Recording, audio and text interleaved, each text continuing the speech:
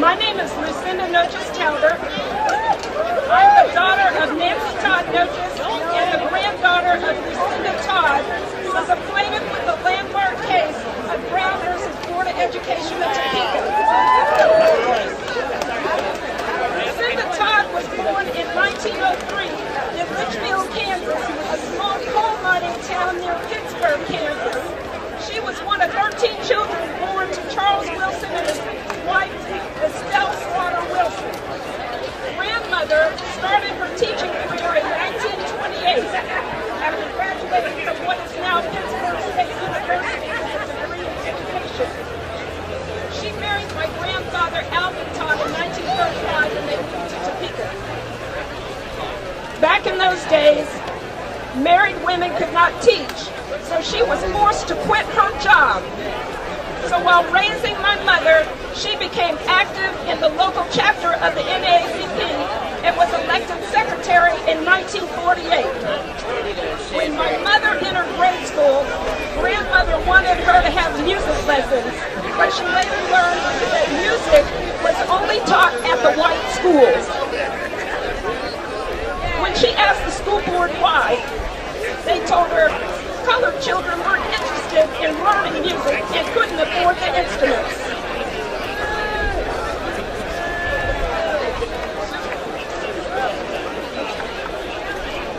My grandmother spoke out against this policy, and the next year they had music in the black schools.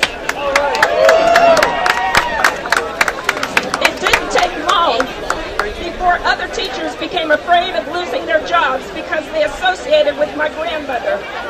At this time, black teachers endured ruthless work conditions at the hand of a segregationist superintendent. This superintendent even hired a black man to enforce segregation throughout the school system. This school administration evaluated black teachers 50% for their skills and 50% for their attitude, and the wrong attitude could get them fired. So it's no wonder that when grandmother's teacher's friends visited the house, she had pulled shades down. In August of 1950, grandmother wrote a letter to Walter White, Executive Secretary of the National NAACP, requesting legal support. In the letter, she stated, "Our situation has become so unbearable that the local branch has decided to test the permissible laws which we have here in Kansas."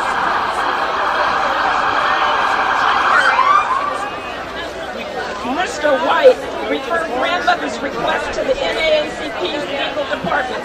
Together with attorneys in Topeka, the NAACP outlined a series of strategies that align desegregation movement with grandmother's push for equitable education opportunities.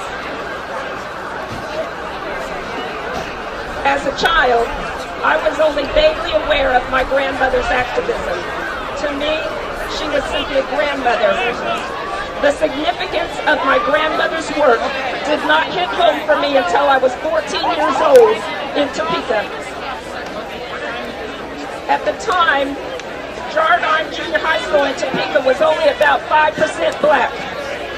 That year, I auditioned for a role in the school play.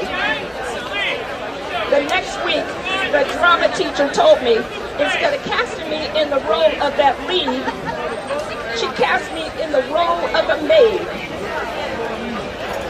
I was disappointed about not getting that lead role, but I was outraged that I had been cast as a maid in the school play.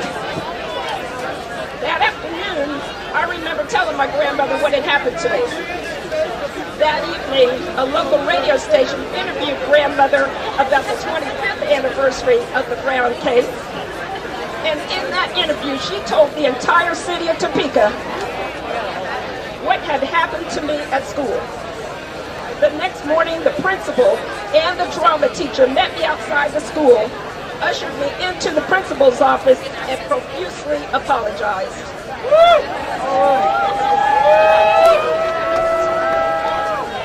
I believe that the opportunity to live a high-quality life should not only be available to a privileged few. I've devoted 25 years of my career to addressing inequalities in access to timely and affordable health care. Last year, I took a job at KC Healthy Kids, a nonprofit in Kansas City, Kansas, that mobilizes communities to push for the policy and environmental changes they need to live a healthier lifestyle. For a year, I've been all over the ground in Kansas City, Missouri, and I've seen for myself how devastating it is to a neighborhood when a school closes. What once was the heart of the community becomes a rotting, empty eyesore of a building, forcing children to be bused to distant schools outside of their neighborhoods. Children who live in disorganized neighborhoods with no grocery stores and no sidewalks and no places to play, but have a liquor store on every block and corner stores selling drug paraphernalia are in an environment that tells them, we don't care.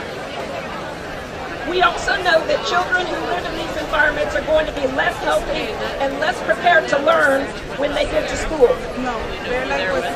So now, 60 years after that landmark decision in Brown versus Board of Education, although there's been progress, we still have not realized my grandmother's dream.